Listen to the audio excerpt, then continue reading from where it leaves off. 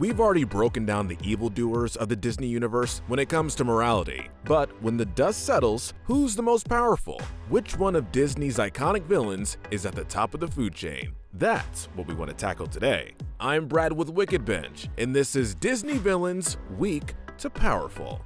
Oh, shall you deal with me, oh prince? Alright, so before we begin, let's iron out the rules. For this list, we're looking at both physical and magical strength. Brains will also be a factor. And on top of that, those who have loyal followers or influence will also rank higher because, let's be real, influence is power too. We'll be focusing on mainline Disney villains from feature animated films. We will not be including Disney exclusive sequels, but if a mainline villain reappears in a sequel, we will include what happens in that sequel. That said, if you want to see a Disney sequel exclusive villains weak to powerful, let us know. We also won't be including Pixar villains, because we consider Pixar its own studio, and we've already did a Pixar villains weak to powerful, so check that out. With all that said, let's dig into it. First up, well, no disrespect to Pete, but we're ranking him as the least powerful. He was a troublemaker in many of the shorts and films, and appeared in many forms and themes, but he isn't much of a threat by himself. You do hate him more than me! Wah! Heck, in Kingdom Hearts, he's nothing more than Maleficent's lackey, and for majority of the other times, he's pretty inefficient, or he's just loud and obnoxious. In the Goofy movie, for example, he was just a stern, single father who picked on his son to make himself feel bigger. To be honest, Pete's just kind of a loser. Hook is the commander of the Jolly Roger, but was losing more and more of his crew's loyalty the longer they stayed in Neverland, hunting Peter and the Lost Boys. The only thing that kept his crew in line was fear, always scattering at Hook's demands and threats. A little persuasion might be in order. Had he not been driven by his long-lasting grudge with Peter, he could have been able to use his charisma to gain more allies and power, but it didn't work out for him. He's also emotionally vulnerable and has made a fool of himself quite a bit. Medusa had been a force to be reckoned with. She's a successful kidnapper, a trainer of giant crocodiles, and a manipulator. She was driven to make the biggest buck the easiest way possible. Look at it. To be honest, she could have gone far with her cutthroat methods, but she was more invested in getting the devil's eye and living a cushy life. And she has a bumbling personality, making it difficult to take her too seriously. Edgar was much like Medusa, in the way that he was determined to finally have his comfortable life. They will be gone. Now think of a way. But unlike Medusa, Edgar was much better in keeping up the facade about his true intentions. He was actually very close to achieving his goal, since the cats didn't even realize he was trying to kill him, assuming they were separated from their owner by mistake. But all that said, the scope of his power isn't all that wide. Cruella de Vil is a horrible woman without a doubt, and she comes off as nothing short of insane. I mean, she has connections to the crime world, a horrible driving record, and the ultimate goal to have a puppy fur coat. Perfectly beautiful coat. But she loses a lot of points because though she can be intimidating and has run trucks straight off the road, she would gladly hire anyone to do her dirty work for her. On to our second pirate. John Silver was captain of his pirate crew and much more sensible than the people he hired. He had to put Scroot back in line a number of times, using his cyborg strength and ruthless reputation. Like Edgar, he was good at playing the role of an obedient worker, even giving compliments to the current captain, and training Jim on how to live aboard the ship. A tight ship's a happy ship, sir. The man is able to use his limbs as torches, knives, and other such tools, which makes him unpredictable and dangerous when he chooses to be. Moving on to Oogie Boogie. Though happy to torment Santa and Sally, he didn't do much as far as damage. He had a unique ability of manifesting games of chance, and had been known as a vile creature by the people of Halloween Town. But all in all, he's not really all that powerful. Come on, Gold Man. I mean, his influence spanned over 3 children, and didn't take much effort to rip him open and drain his insides. As we mentioned in our Disney villains evil to most evil, he's definitely one of the most morally reprehensible, but his power level doesn't go too far, past having an incredible singing voice. Hans was the ultimate two-faced creep. He was the bottom rung of his family and tried to marry into the throne, no matter who it was with or what methods he had to use. We live here?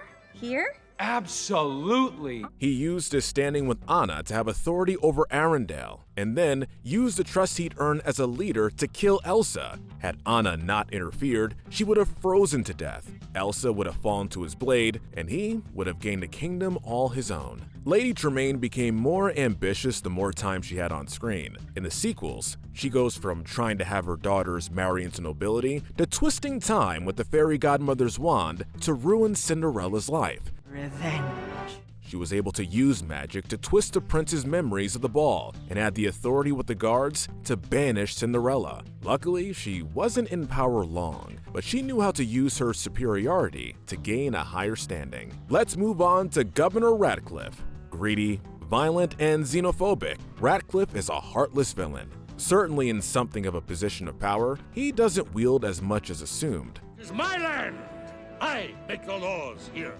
For instance, he admits he never had been a popular man, and his peers refer to him as a pathetic social climber. Still, he doesn't seem to at least command respect from his troops, which is where he becomes a genuine threat. Bill Sikes was a small-time mob boss that relied more on his 2 dogs than other people. He had the ability to terrorize a variety of individuals, but instead preyed on Fagin and others in his position. People like you get hurt. He's heard talking on the phone after kidnapping Penny to take another person out, but we don't see him run much of a group. He's more the type to prefer working hands-on with those he uses. Otherwise, he could have been a very ruthless leader of the criminal underground. Speaking of, Ratigan is next. He was not only an elegant rat with a large following, but he had high ambitions to be the next ruler. He knew what buttons to press to get people to do as he wanted, as he had high enough intellect that he almost always escaped Basil's grasp. The superior mind has triumphed. I've won! He was close to his goal, having broken the Toymaker and Basil's spirit for a long while. But he hadn't counted on how much Dawson would kick the detective into action. On to Clayton. He was a successful poacher and had many allies among the trade route, which was a tricky thing to accomplish. He's also a manly dude, willing to trek into the jungle and fight high up in the trees, with a gun, with a blade, with his fist. We have to give him points for that. He managed to make his way onto a trip that was praised by the scientific community and worked well to trick Tarzan and the other members of the expedition to find the information he wanted. So he's not stupid. Couldn't have done it without you. I mean, he's not smart enough to avoid hanging himself, but still. Moving on to another hunter, we have Gaston. Gaston was a hero to the town, but a terror to Belle and the Beast. He was a capable hunter, strong enough to lift numerous people at once and lead a mob, and could have easily gained more as a soldier or governor. I say we kill the beast! Despite how dumb he appears, he knew how to conduct shady deals to get his way, relying on blackmail when charm and force didn't work. The only reason we give him the edge over Clayton is because Gaston has a surprising amount of influence for someone of his ignorance. Prince John was also good at getting people to bow to his wants. He sent his brother off to the Crusades so that he could rule without being regulated, and tax his people to the point where they were too poor to leave and unable to fight back. Beautiful, lovely taxes. He used a death sentence on anyone that dared to oppose him, and used his crown to make up for his low self-esteem. The Duke of Wesselton was a more open and ruthless figure. He's willing to play the game among royals, as long as it means he can get something out of it. He tried prying information from Anna, declared Elsa a threat to be taken out, and only played nice with Hans, since the man was the closest leader Arendelle had while the sisters were absent. Elsa is a monster, and we are all in grave danger. Hans was an excellent actor, but the Duke raised and trained on how to swim among the higher elite. He gets his higher ranking because of his political power. Yzma was briefly emperor and a cunning scientist. Though she didn't have the best method for storing and sorting her vials, she was able to create some off-the-wall things. He's supposed to be dead! And this all scores her some big points. She could have easily used that ability to take out anyone who opposed her, but unfortunately for her, she usually fails to pay attention to the small details, which ultimately thwarts her plans. I'm going to kill you! Mother Gothel was like Medusa, in that she was a successful kidnapper, but her tactic was a little different, taking Rapunzel at a very young age to convince the girl she was her mother, and make it more difficult for Rapunzel to leave the tower. You are not leaving this tower! Ever! We don't see her use much magic, aside from making herself younger with Rapunzel's hair, but she does have a way of getting people to do things for her and see her side of things. She's a manipulator that has no issue using a blade when words don't sway her victims. This may not seem like true power, but it really is, and arguably an even more dangerous type of power because of how it flies under the radar. Madame Mim gets a higher ranking as a very capable witch with impressive magic, but she also loses points because she tends not to have much of a plan and dives into confrontations without much thought. So you want to play rough, do you? It doesn't do much good to turn into a dragon if your only goal is to make another spellcaster feel inferior. Still, we can't deny the overall power. The coachman from Pinocchio was not a spellcaster, but he was just a shady businessman that knew how to trick young boys into letting their guard down, so he had slave labor to use. Honestly, one of the most effed up villains in Disney history. He had an abundance of anything a young boy would find tempting, from cigars and booze to candy and fun carnival rides. It's unclear how he came across these things, but we can only guess he has a vast network of connections from selling the boys off once they changed into donkeys. The Queen of Hearts was a merciless ruler, ready to take out anyone who displeased her in any fashion. She was dangerous because she was unpredictable. Anything from a game to having tea could set her off and result in her chopping off heads. What's their head? It's a sad truth that many rulers use this sphere method to keep power, and she uses the tactic very well. And we have to rank her this high because she really knew how to keep her kingdom in line. Everybody genuinely feared her. Next up, we have a serious plot twist villain, Bellwether from Zootopia. Physically, she certainly doesn't even come close to ranking with the big baddies, but it's her intelligence and manipulation that really allow her to pull off a lot. Officer Hobbs is down. Please hurry. When you factor in the threat she was to Utopia and power she briefly held over it, all while flying under the radar, you really can't deny her power. And unlike villains like the Queen of Hearts, she doesn't reveal her cards until she has to. King Candy, or Turbo as we find out, was a master of disguise. He was a program from a dated racing game, and since his initial game hop, he found ways to constantly update himself and shift the world he was in, so no one knew the game was even tampered with. Going to give you a nice new home. Anything he disagreed with, he could just shut out of the game and pretend didn't exist. This may seem like a fun and goofy plotline, but contextually, this is a tremendous display of power. Being able to go into another digital world and take over is pretty serious. We can't forget about Lyle Tiberius Rourke from Atlantis: The Lost Empire. Simply put, he's an opportunist, much like other Disney villains, but his strong military training and leadership skills really separate him from others. He's physically strong, willing to do whatever it takes to achieve what he wants, and is both manipulative and adaptable to intense situations. Now we're really getting into monarch power. Scar knew how to twist things to get his way. He was smart enough to recruit the hyenas for his plot to take the throne, and everyone believed him without question when he gave the news Mufasa and Simba were dead. So it is with a heavy heart that I assume the throne. His army made him nearly impossible to challenge, and his downfall was trying to sell them out when confronted by Simba. Scar was physically weaker than his brother Mufasa, but he was smarter,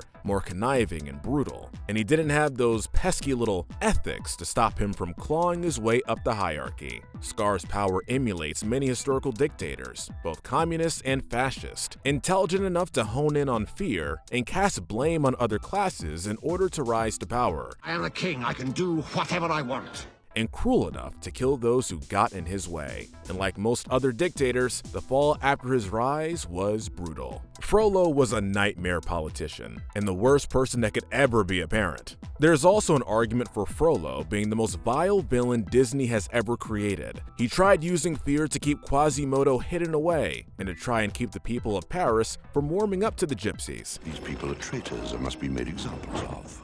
He had a torture chamber in the Palace of Justice, and is heard having people whipped relentlessly just for being sympathetic to the people he deemed unworthy. The man even ordered an attack on Notre Dame that was obeyed without question, His power is pretty vast, given the status he has in his city and government, but all that political power couldn't stop his one-way ticket to hell. Big Hero 6's Robert Callahan is next. Also known as Yokai, he hunts down those that crossed him after cloning Hero's technology. The fact that he's a robotics professor at San Francisco Institute of Technology shows that he is powerful, but the serious damage he does with his telepathic controlling of nanobots is what really makes him one of the most serious threats. Shan Yu was the leader of the Hun army, so that alone ranks him pretty high when it comes to power level. There's never a time in the film where we see his men doubt him or try to take over command. He commands loyalty, but also seems to have respect for his people. It was an almost brotherly banter as they discussed tactics and murder, and because of their joint efforts, they nearly succeeded in taking over the palace. You will kneel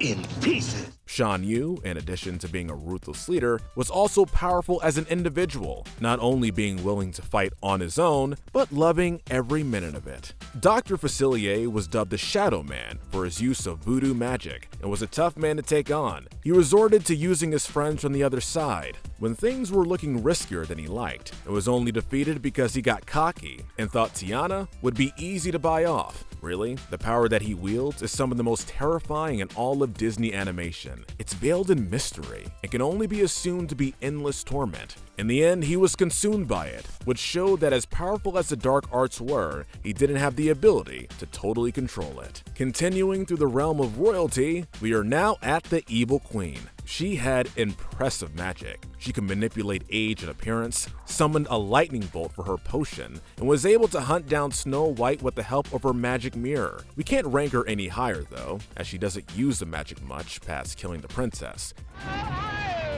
He perished in the land.